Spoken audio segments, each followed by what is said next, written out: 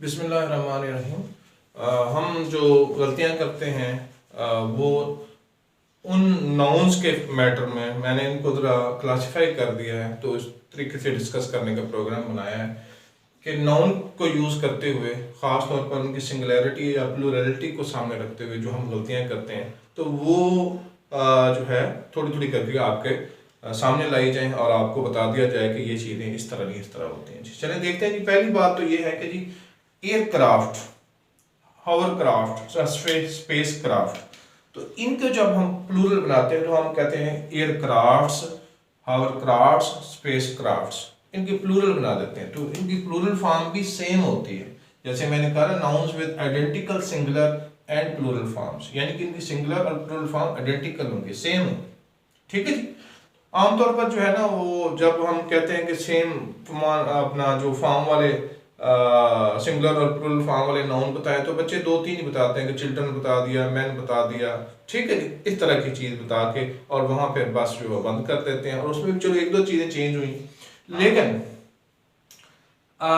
यहाँ पे हम देखते हैं कि वर्ड सेम रहता है, इसमें कोई चेंज होती ही नहीं है। यानी वहाँ पे तो ये हो रहा है चाइल्ड से चिल्ड्रन तो हो रहा है, मैन से मैन तो हो रहा है, वीमेन से वुमेन से वीमेन तो हो रहा है, तो ये सारी चीजें हो रही हैं। चले एक एक ही वॉल चेंज हो रहा है, हो तो रहा है, लेकिन यहाँ तो सेम रहते हैं, आइडेंटिकल रहते हैं।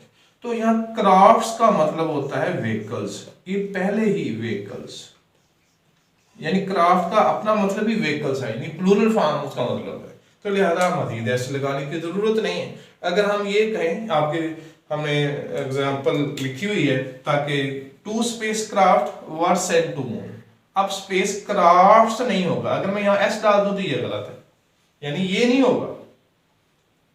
To spacecraft were sent to moon, दो खलाई जहाज जो है चांद पर भेज दिए गए। यही हाल हम एयरक्राफ्ट के साथ करेंगे, यही हाल हम हॉवरक्राफ्ट के साथ करेंगे। तो लिहाजा क्राफ्ट का अपना मतलब ही व्हीकल्स है, तो लिहाजा उसके बाद मजीद एस का जो है स्पेस उसकी नहीं बनती। ठीक है जी, ये बात ज़हन में हमने फिक्स कर ली। दूसरी बात है जी bison, bison were grazing in the field, goat ही की स्पीशी होती है जी, उसे बाइसन कहते हैं। तो इसको भी बाइसन्स नहीं कहते, इसकी सिंगुलर फॉर्म भी वही है, प्लूरल फॉर्म भी वही है। तो बाइसन्स वर ग्रेजिंग देखें वो प्लूरल फॉर्म में है, लेकिन यहाँ पे आप देखें कि हमने एस नहीं लगाया, इसके साथ कोई एस का इजाफा नहीं किया, यानी सिंगुलर और प्लूरल फॉर्म इसकी सेम है। इसी तरीके से इन इस प्लूरल फॉर्म को आप वाकिफ होंगे, डियर के लिए भी हम यही करते हैं यूज, डियर्स नहीं यूज करते, फिश के लिए भी यूज करते हैं। हाँ, कहीं पे आप अगर फिशेस लिखा हुआ देखें, फिशेस लिखा हुआ देखें तो इसका मतलब है कि different species of fish, fish के डिफरेंट काइंड्स, उसकी डिफरेंट स्पीशीज, ये इससे मुराद होगा। यानी बिल्कुल इसी तरह फ्रूट होता है जी, फ्रूट्स नहीं होता, लेकिन अगर कहीं फ्रूट्स लिखा हुआ देखें तो उसका मतलब डिफरेंट काइंड्स ऑफ फ्रूट्स। ठीक है जी, तो फ्रूट्स, फिशेस, तो ये सारी चीजें जो है उस सूरत में प्लूरल फॉर्म कहीं लिखी हुई देखें तो उससे मुराद राइटर की ये होती है, अदरवाइज इसकी सिंगुलर और प्लूरल फॉर्म एक जैसी होती है, यानी फिश की प्लूरल फॉर्म भी फिश ही होगी। इसी तरीके से एक लफ्ज यूज होता है ऑफस्प्रिंग, ही हैज 5 ऑफस्प्रिंग, यानी उसके 5 बच्चे हैं।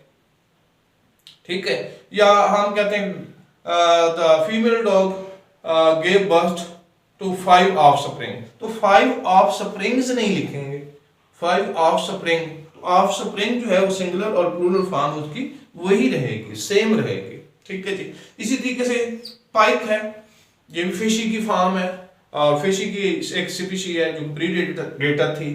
ठीक है जी, तो लिहाजा पाइक्स नहीं लिख देंगे, पाइक ही लिखेंगे। There were 5 pike in the pond, pond के अंदर 5 पाइक पाई जाती थी।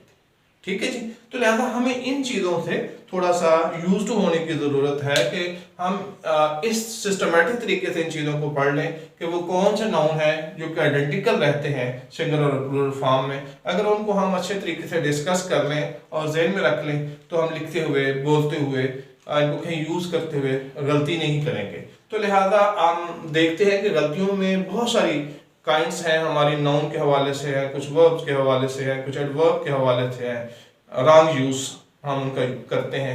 इसी तरीके से बाकी बहुत सारी लंबी लिस्ट है। तो पहली चीज जो मैंने डिस्कस करना मुनासिब समझी हुई है कि नाउन के हवाले से जो आइडेंटिकल नाउन्स है, नाउन फॉर्म्स है, सिंगुलर और प्लूरल के हवाले से वो आपके साथ डिस्कस किया जाए और वो आपको सामने बताया जाए। तो लिहाजा इनकी और भी मज़ीद डिटेल है, बहुत सारी डिटेल है, तो आप जो है ग्रामर की कोई अच्छी सी बुक लेके उससे वहाँ से कंसल्ट कर सकते हैं, ताकि ये चीज़ें आपके नॉलेज में आ जाएं बहुत अच्छे तरीके से, और आप इनको लिखते हुए कहीं गलती ना करें। वंस अगेन कि आपने जहन में रखना है कि जो नाउन के हवाले से चीज़ें हैं वो सिंगुलैरिटी के हवाले से भी आएंगी, जेंडर के हवाले से भी आएंगी, और कुछ चीज़ें ऐसी हैं जो फिर बाकी जो पार्ट्स ऑफ स्पीच है नाउन के साथ किस तरह अटैच किए जाते हैं उनके हवाले से भी आएंगी गलतियां। तो नाउन की ये वाली गलतियां जो थी, ये गलतियां मैंने डिस्कस की हैं आपके सिंगुलर और प्लूरल के हवाले से, कि सिंगुलर और प्लूरल फॉर्म जो है वो किस तरीके से आप जो है पुट कर सकते हैं, और ख़ास तौर पर जहाँ पे सिंगुलर और प्लूरल फॉर्म आइडेंटिकल हैं, एक जैसी हैं, तो वहाँ फिर आप जो है आपके जहन में वो चीज़ें होनी चाहिए। अमूमन आमतौर पर हम एस वाली फॉर्म जो होती है प्लूरल बनाने की, उसके आदी होते हैं, तो हम हर चीज़ के साथ एस लगाते हैं, यानी बाद औक़ात तो मैन को भी मैंस कर जाते हैं, ठीक है जी। तो हालांकि उसके आपको पता है कि मैन प्लूरल फॉर्म है, वीमेन वोमेन को वीमेन करने के बजाय वोमेन्स कर जाते हैं। हाँ, उसे अब ऐसा सूरत में लगेगा जब अपोस्ट्रोफी एस लगेगा, अगर आप उसकी पोजेशन फॉर्म देना चाहते हैं तो फिर उसके अंदर एस का इजाफा किया जा सकता है, अदरवाइज उसका एस का इजाफा इसमें नहीं किया जा सकता। तो लिहाजा उसमें अगर हम देखें तो मैं ये बात आपके सामने भी लिख दूं, यानी अगर हम मैन की प्लूरल फॉर्म मैंस लिखें तो मैंस नहीं हो सकता। अगर अपोस्ट्रोफी एस तो इसका मतलब पोजेशन ऑफ मैन, यानी मैंस बैग, उस आदमी का बैग। तो इसी तरह विमेंस समथिंग, तो ये उस तरह चीज हम देखेंगे। अदरवाइज जो है हमें जो ये जो प्लूरल की फार्मूला है वो इस तरह नहीं हो सकता जिस तरह एस लगा के हम करते हैं। तो ये हमने पहली कैटेगरी पढ़ लिया कि जबकि आइडेंटिकल है सिंगुलर और प्लूरल में नाउन के हवाले से। Thank you.